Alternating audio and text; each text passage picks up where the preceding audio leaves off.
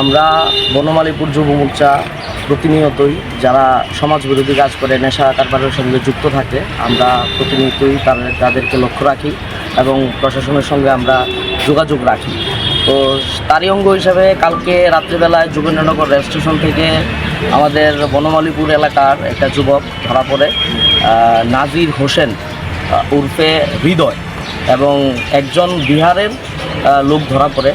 তো আমরা খবর পেয়েছি পুলিশ তাদেরকে আটক করার পর বিরোধী দল থেকে কিছু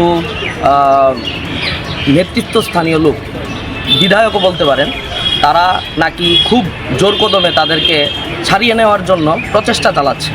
তো আমাদের কাছে এই খবরটা আসার সঙ্গে সঙ্গে আমরা তৎক্ষণাৎ আমরা থানাতে এসেছি, আমরা ডেপুটেশন দিয়েছি ওসি সাহেবের কাছে, তারা যাতে কোনোভাবেই রেহাই না পায়।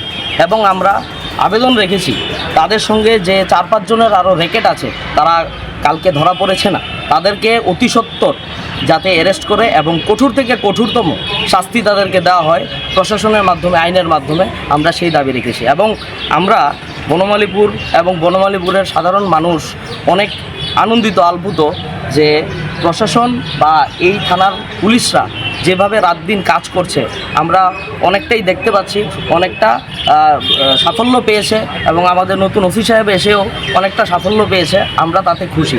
তো আমরা জানান দিতে চাই, যদি বিরোধী দলের কোনো নেতৃত্ব, স্থানীয় লোকরা এরকম সমাজদ্রোহী বা নেশা কারবারিদের সঙ্গে যারা যুক্ত আছে তাদেরকে ছুটিয়ে দেওয়ার জন্য প্রচেষ্টা চালায়, তাহলে আমরা আগামী দিন বনমালীপুর থেকে আমরা আওয়াজ তুলছি, যুব মোর্চা আরও বৃহত্তর আন্দোলনে যাবে, লাগলে সারা রাজ্যে আমরা আন্দোলন করব, তাদেরকে যাতে কোনোভাবেই ছাড় দেওয়া না যায়।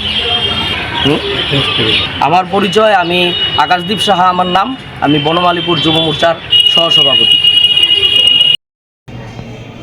আমরা প্লেনক্লোতে এই যোগেন্দ্রনগর রেল স্টেশনে এই অ্যান্টি নার্কোটিকের আমরা রেড করা হয়েছিল। তো এর মধ্যে আমাদের কাছে প্রিভিয়াস কেসের দুজন ওয়ান্টেড ছিল, একজন ছিল নাজির হোসেন, যার বাড়ি সাউথ চন্দ্রপুর, আর ছিল শ্যাম কুমার সিং।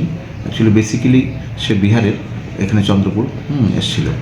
তো তাদের বিরুদ্ধে আমরা ইনভেস্টিগেশনে আগের প্রিভিয়াস কেসে তারা ওয়ান্টেড ছিল। আমাদের কাছে কি খবর, তারা বাইরে থেকে রেলের মধ্যে ব্রাউন সুগার এসে বিভিন্ন জায়গায় সাপ্লাই করে।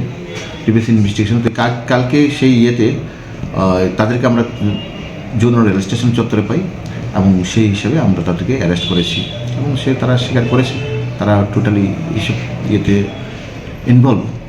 তাদের একটা র্যাকেট আছে, তো তাকে আমরা আজকে কেসে ফরওয়ার্ড করছি, এনডিপিএস কেসে।